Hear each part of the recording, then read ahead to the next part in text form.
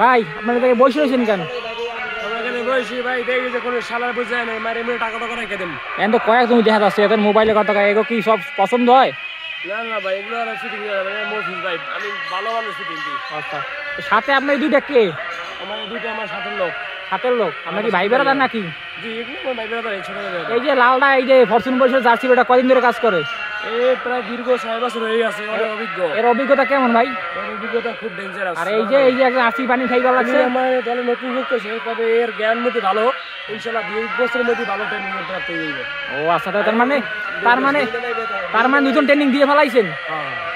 আচ্ছা, আইসি কি ভাই, আইসি কোনো লোকের ফিডিং মুডিং দিতে পারছেন?